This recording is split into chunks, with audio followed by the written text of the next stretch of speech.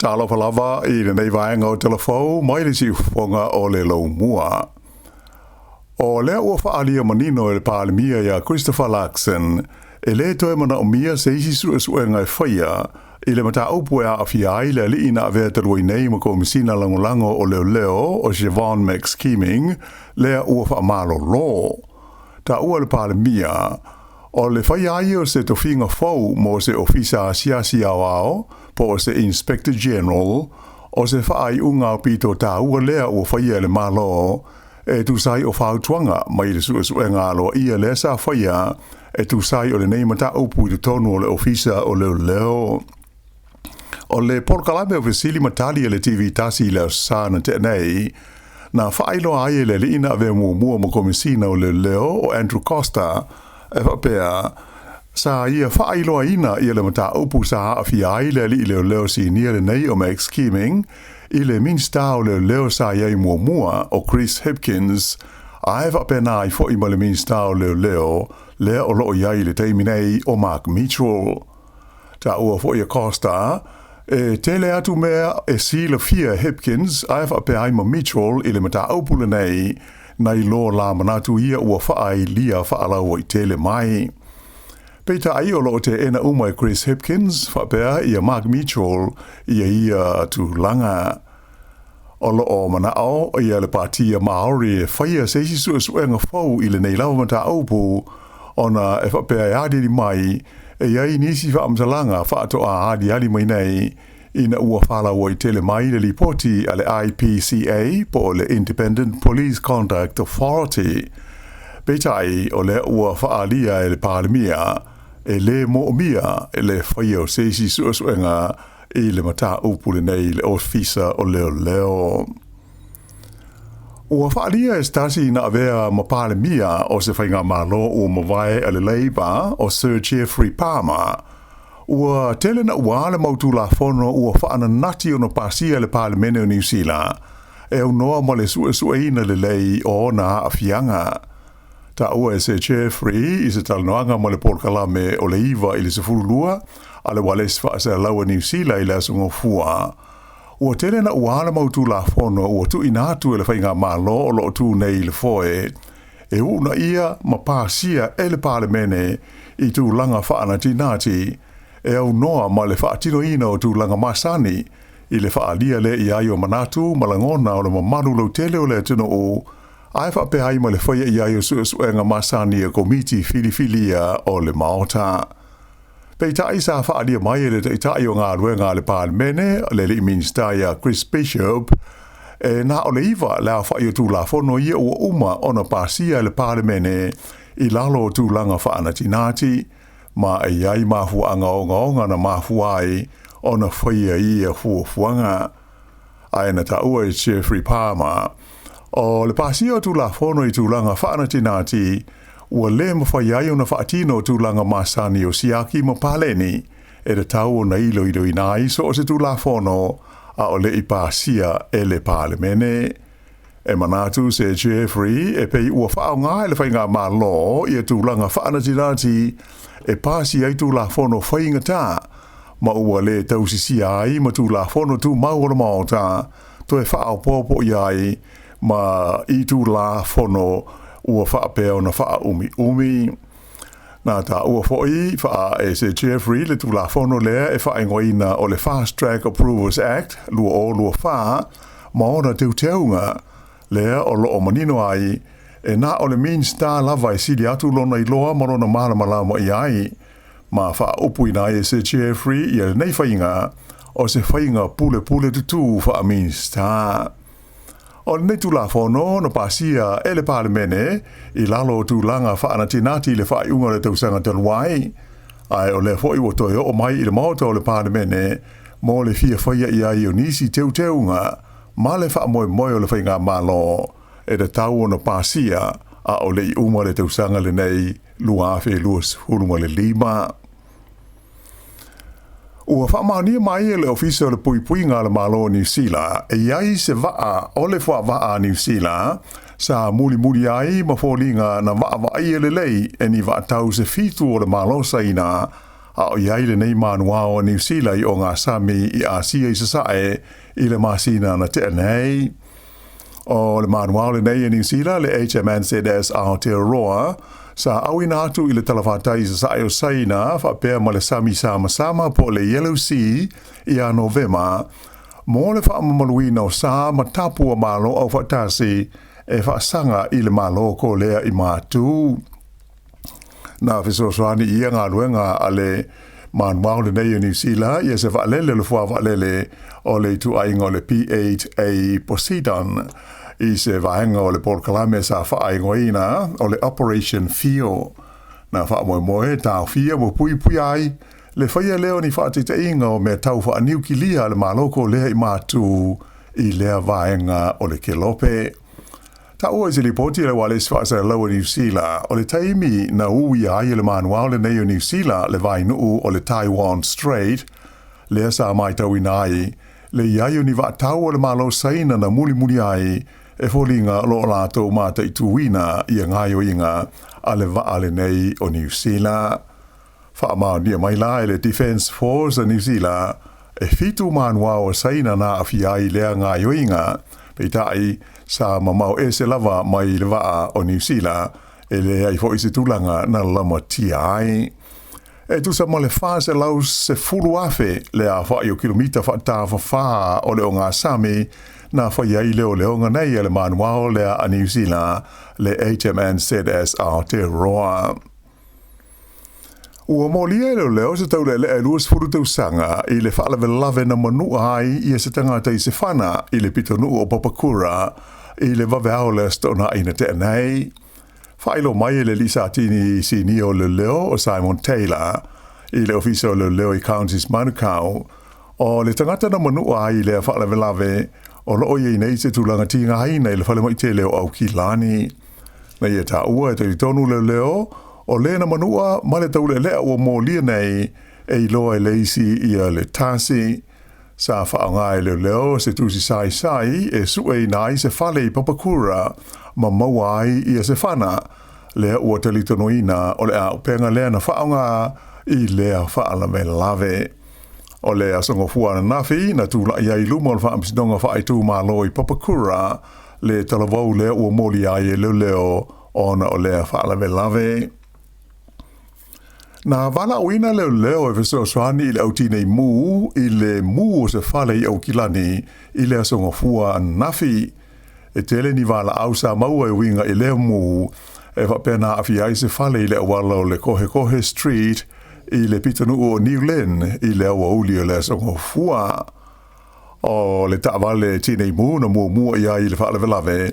na o la tau wala uina se viso swani i le tauti nei o le afi. Whailo mai e le pulenga o afi mwhala vlau whaafosei i le fans e lima i a taawale fui mu ma la ufai ngā luenga e tu sa ma le lua se furu sa ngā rulue ai i le tauti nei o le afi na afi aile nei whale mai ua whaanga solo nei i a sa ilinga i le mafu anga o le mu.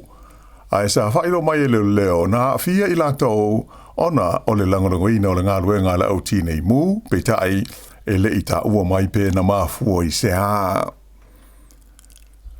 O le tauna unga o le suenga le tabai nei o manatu malangona o le au palota New Zealand na whaafoia i le One News Variant Poll ua hatangi ai le i pele i le whainga malo so whaatasi o lootu nei le foe o le whainu mera e pūlea ma whaafoi nai le whainga malo a New Zealand. O le partia le National ua tula i mai le 30% i a le tūlanga langarangoina i le au palota tusa e 2% ua whaaopopo. Ai o le partia le Act e 2% na whaaopopo ua o ai i lātou i le 10% i le taimi nei. Ai tu mau pēi le 1% i a le tu langolangoina o le partia le New Zealand First.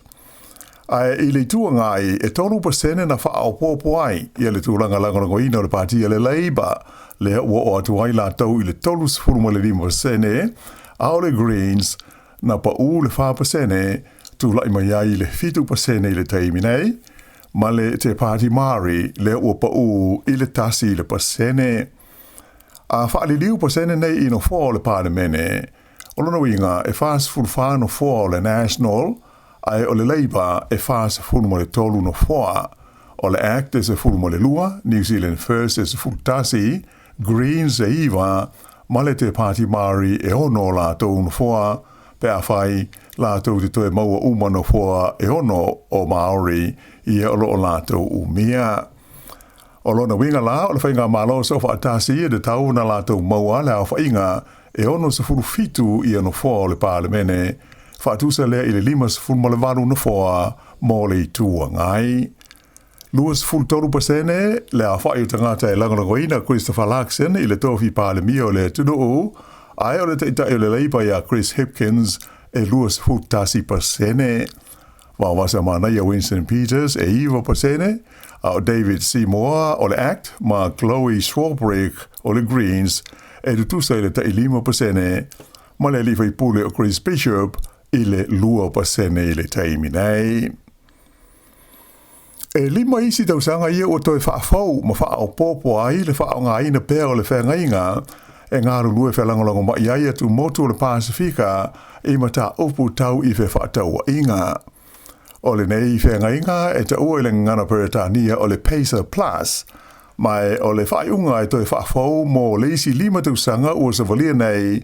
na whaia lei le whontanga Main Star o tunu o le Pasifika o loa awhiai na whaia lei honiara i le atu Solomona i le vai aso ua mawai.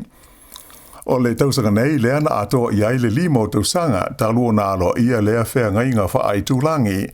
e se furu la whai o tunu o le Pasifika o loa awhiai ma avea masui a wai. O lona wha amoe moe au tū ina i whapeo na maari lie i sui awai e whaititia tūlanga o la whonga tongi ma tiute i le tau o loa. Whaititia fo i mo pui pui ngā tau e whaatau inga o loo iai mo nisi o loa i le tonu o leisi lua se furu tausanga o Savalia nei.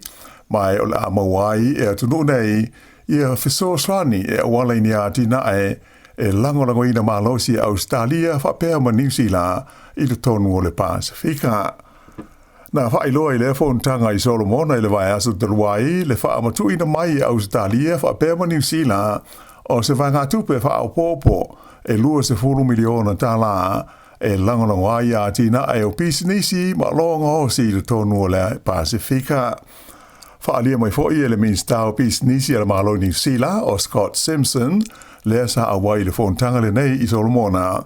O se tūlanga le leitele mō tunu o le Pasifika le whaamalosia ma le whaale leia tiri o le whengainga le nei. Ai mai se i le tūlanga ia awhi ai fe whaataua ingo o loa i le wā ma Australia a tō New Zealand. Ai mai se o le wā ma isi e tunu o le Pasifika lava la tau. Ua whai loa mai e le kompani wa alele Australia le Qantas le whaia leo ni ana malanga fause lua mai aukilani i se vaenga o ala ua tau vanga ma le kompani wa alele ale Air New Zealand. O ia la wa faua le Qantas o lo wa moe e amata ia Juni o le tausanga a sau lua o luono e anga i atu i Samoa wa pe ai ma le Gold Coast. O le nei whaasera longa mai le Qantas ua sa soo ma le whaia leo ni ana malanga fau mai au kilani e anga i atu i Adelaide ai wa pe le ai o Perth i nai vai aso ua tuana i tu nei. Mai o le songa fua nafi le ana da talai nai ia se no fuanga fau mo au nanga le Qantas i le tonu o le malaiva ale le tele o au kilani. Whailo mai le pulisile o le Qantas o Cam Wallace o au kilani o se tasi leo no fuanga au tu o au nanga whaale vāo malo a le company waalele le Qantas. Mai te tau na si itia pēr ma whaale le ai i le tūlanga o ana au nanga uma e le ngata mō pāsese whe malanga ai ai whapea ai mō uta whe awea ai i le wā o malo. I se tala mai le Pasifika ua le manuia tau mwhainga fō mai whaapitoa o Australia mō le fia tu ina o se masanga lua mai le tunu o Papua New Guinea na whanau mai e pipi. E fitu i tū la le umi na whaiai e le tautonga whaapitoa le nei i le whale mai tele o tamaiti i le Aiosini, le Sydney Children's Hospital, mō le fia whaasau ina o le nei masanga tama e whananau mai e pipi i le manawa. ua lua masina le mātutua o le masanga na awina ne whaanatinati i Port Moresby, mai i Port Moresby anga i sini i le stofi ua mawae, ma whaiai le tautonga whaapitoa le nei i le sā. Veitai, e le ima whai o na lawe ia le olo le tasi o le masanga, ai olo ola ia le toa tasi. E iaisa suiga tele ua tūla i mai i le pūlenga o le aulaka pisu pa le hurricanes, mo le taimusanga o le tausanga asau lua whelua sifuruono, ona o se whaai unga le uni laka pia Wellingtone, e whaatau ese o na sea i 5% i le tonu o le aulaka pile nei a le hurricanes. Whaelo mai e whapea o le whaai unga le uni laka pia Wellingtone, e whaatau ese o na sea, e mafua mai i se tūlanga whaale tonu o mea tau tūpea lea iuni, lea ua lua tausanga sa soo o ngā wai le siri atu i le tai miliona tā lai le tausanga e tāsi. O le company whaingoina o le New Zealand Sport Investment Limited, NZSI, lea ua lātou whaatawina nei sea e 5% o le iuni laka pia Wellingtone i te tonu o le au o le Hurricanes. O se whaaiunga ua langarangoina i le iuni laka pia New Zealand, ai whaapea ai maisi o le au whaai sea. O le company le nei o le NZSI o se pisi nisi e whaai sea iai i le li o Malcolm Gillis, ma le company ingo o le Sāmoa Capital Limited. O le li le nei o Malcolm Gillis o le whaaururunga leo le company o le Gillis Group, le iai o lātou sea i le tonu o le NZSI, whaapea ma le nofuanga autu le o lo wha amautu ma to le ni ai le au la kopi le nei a le Hurricanes. Na wha ilo mai fo e le teite i whona le uni la kopi o Wellingtone o Phil Holden, o le whaatau ese nā tu seo le uni i le tonu o le Hurricanes o se fuafuanga tāla whengai, ina ia toi tau ati na e ai ma wha le leia ia mea tau tupe a le uni la kopi au Wellingtone. I tālonga a Wheleti, o so ngā siampini a onga maurunga New Zealand ia na whaia i Hastings i la stona i Taluai, na whaatui na ai le tama onga o Sam Ruth, se furuono tausanga le matua, mai le kolisi o Tauranga Boys College, ia se matati a whau i le tuunga e awhe 5 mita le mamao. O lona teimi e 3 minute, 3 te siono lua se kone, i le heat sa tau vai, na ia te tae ai le matatia sa whaatuina i le li ingo i a Richard Potts i ta alonga malo le taupulenga i le tausanga e tasi iwa walu iwa. Walu se kone na sao ai o ia i le matatia na whaatuina e Potts. O le taulelele nei o Sam Roof na ia whaatuina fo i seisi matatia i le masino mati o le tausanga le nei ina ua veai o ia matalavau mua ua momoe i le tuunga o le maila i lalo o le taimi e i lalo ifo o le whāmi nute. Whaoe moe o le amtanga o le tausanga fau, e malanga atuai o ie le ai o New York i Amerika e tauwa ai i nitu unga a Wheleti e whaiai. O le whai unga le nā o tala fau.